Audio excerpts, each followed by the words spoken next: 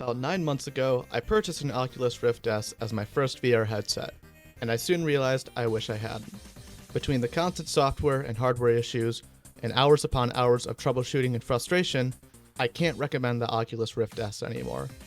Now, if you currently have a Rift S and have no problems with it, that's great to hear. I hope that you're having a good VR experience. But for the unfortunate few like me that experienced countless issues with this headset, this video is here to explain why I'm switching over to a headset that costs a third of my college tuition. This video will be split into 3 parts: why I bought the headset, the issues that I had with the headset and my attempts to fixing the issues, and what headsets I currently recommend at this time. The main reason why I got the Oculus Rift S was because of its price and lack of base stations. I didn't think I had enough room to set up tripods or use wall mounts for base station tracking. The simplicity of just plugging in the headset without the need to power the headset via a wall outlet and powering base stations seemed like the right fit for me at the time. It also helped that I was able to get the Rift S at a discount because I'm a student, so I only had to pay $380 instead of the retail price of $400. Every penny counts when all you have to survive off for 3 months is ramen and PB&J sandwiches.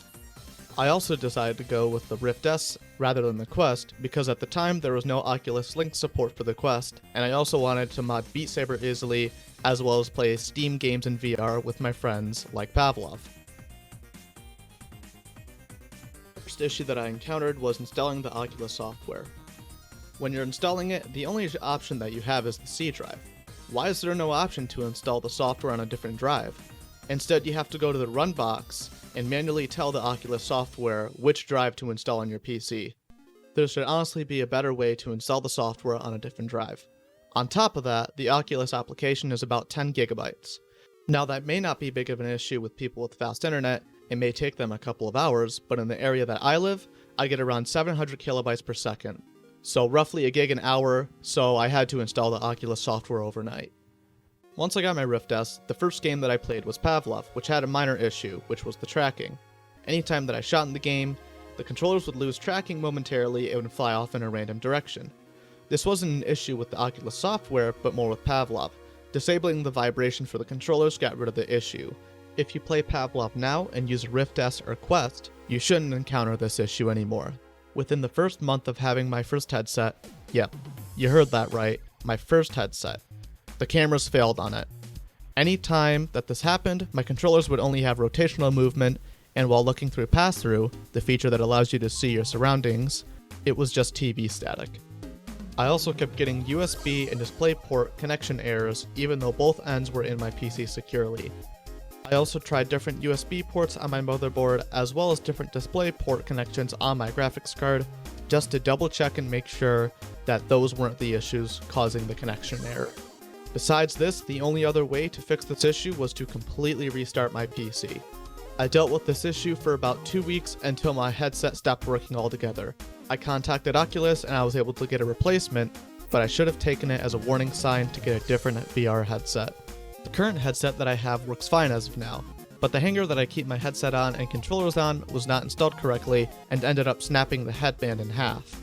I got very lucky that I didn't hit the front of the headset and break the screen or the back of the headset where the lenses are and either scratch or crack them.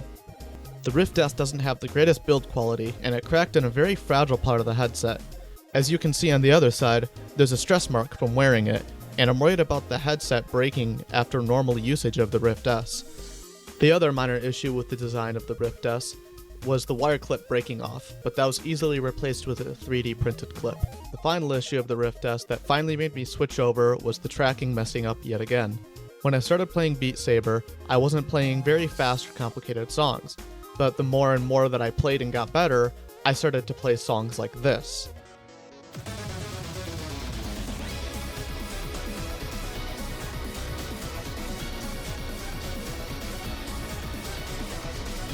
And due to the Rift S inside-out tracking, it can't keep up with the movements and will sometimes lose tracking. Even on slower songs it'll happen. I can't stand the inconsistent tracking anymore in the buggy software.